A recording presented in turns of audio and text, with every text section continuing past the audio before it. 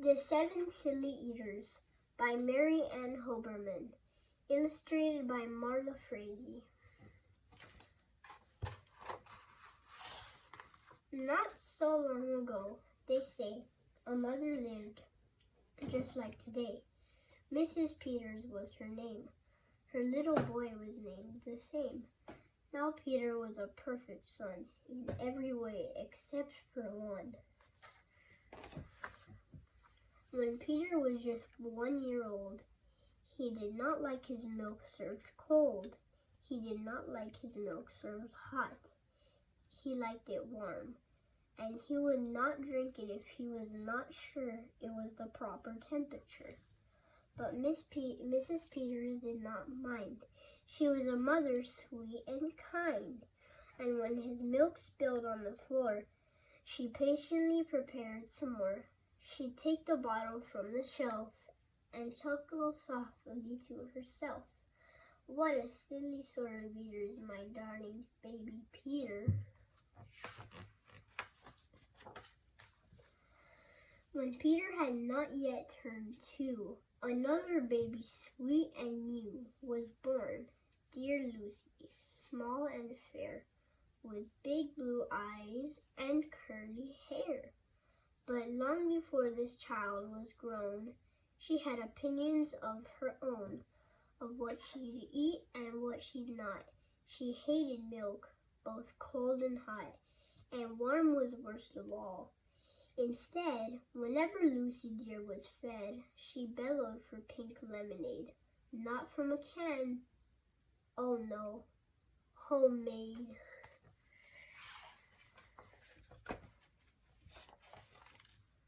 But Miss Peters did not mind. Mrs. Peters did not mind. She squeezed each lemon to its rind while mopping milk up from the floor and patiently preparing more. She'd take the lemons from the shelf and giggle softly to herself. What a silly pair of eaters are Lucy dear and Peter Peters.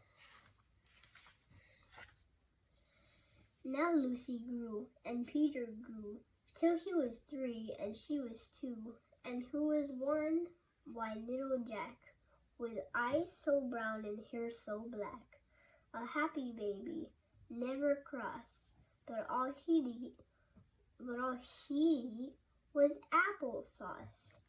Peeling apples by the pound, Miss Peters faintly frowned. She'd take the apples from the shelf and murmur weakly to herself, what a silly bunch of eaters are Lucy, Jack, and Peter Peters. Peter, Lucy, and young Jack had another brother, Mac. Mac was charming, round and plump, but if his oatmeal had a lump, Mac would dump it on the cat. Mrs. Peters hated that. But since she loved her children 4, she'd strain the oatmeal 2 times more. She'd take it from the pantry shelf and mumble sadly to herself, what a foolish group of eaters are all my precious little Peters. Before another year was through, who came along? Why, Mary Lou. She was a darling, sweet, and bright, and had a healthy appetite. That is, as long as she was fed soft and squishy homemade bread. Poor Mrs. Peters got no rest, but still she did her very best. She'd take the flour from the shelf and mutter feebly to herself, what a fussy bunch of eaters are all my lovely little Peters. A year rolled by. The children grew. They really are a splendid crew, sighed Miss Peters, pinning pins and diapering her brand new twins. Little sisters, quick and smart, impossible to tell apart. But Flo liked poached eggs. Fran liked fried. If you mixed them up, they cried. Tired to the very bone, Mrs. Peters groaned a groan. She'd take the eggs down from the shelf and whispered weakly to herself, "What persnickety young eaters are all my 7 little Peters?" Now time went by as time will do, and as it passed, the children grew. The problem was that as they grew, their appetites kept growing too, but not their choice of what to eat. Each child continued to repeat they wanted what they had before. The trouble was they wanted more. Creamy oatmeal, pots of it, homemade bread, and lots of it. Peeling apples by the peck, Mrs. Peters was a wreck. She wiped her brow and heaved a sigh. Another year was passing by. In fact, she realized with sorrow her birthday would arrive tomorrow. Drearily she shook her head, and wearily went up to bed. She thought the children had forgot her special day, but they had not. At crack of dawn, they all began and to carry out their secret plan. Mrs. Peters would be fed a birthday breakfast in her bed, a breakfast made of all the foods that kept them in such happy moods.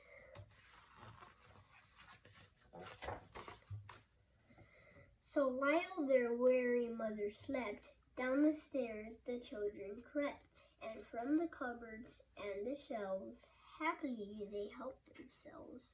Cheerfully they chopped and stirred, preparing what they each preferred. But despite the pains they took, since nobody knew how to cook, to measure things or make them hot, the more they tried, the worse it got. First, Mac's oatmeal turned out lumpy, which made poor Mac turn grim and grumpy.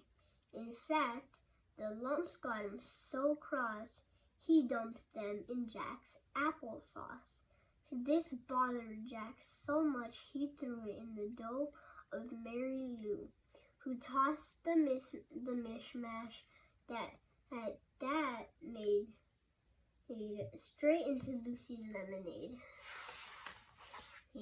And that put her in such a huff, she poured the icky, sticky stuff into the double frying pan that held the eggs of Flo and Fran, who flung the hodgepodge on the spot into the milk in Peter's pot. But when they saw what they had done, they wished they never had begun. They hardly slept a wink that night, and still things hadn't turned out right. And even though they tried their best, it hadn't worked. They were depressed. They'd be in trouble, too, unless they found some place to hide the mess. The oven seemed the perfect spot. They all forgot it was still hot. They stuck the pot aside, and then they all went back to bed again.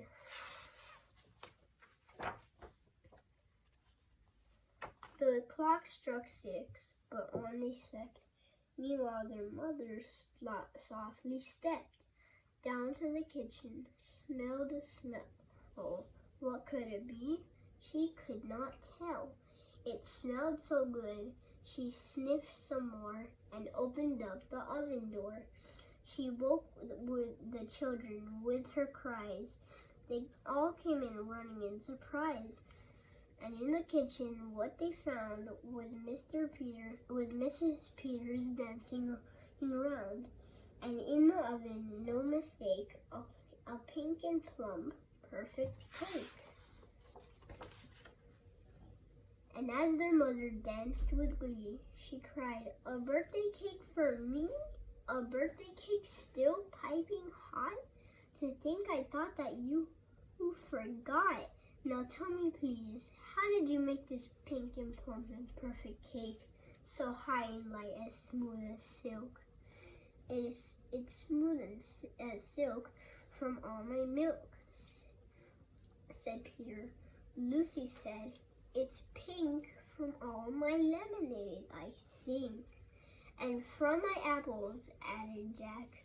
My oatmeal made it soft, said Mac. My bread, though, too, said Mary Lou, said Fred and Flo. As for its size, it was our eggs that made it rise. Then everybody sniffled some more and danced around the kitchen floor. They put the cake upon a dish and lit the candles. Make a wish, the children cried, before you blow. And Mrs. Peters did just so. And what is more, her wish came true, as birthday wishes always do. And from that day to this, 'tis said, the Peters family all is fed a single simple meal, just one, a meal that's good for everyone, a meal on which they all agree, made from their secret recipe. They all take turns in mixing it, they all take turns in fixing it. It's thick to beat and quick to bake. It's fine to eat and fun to make.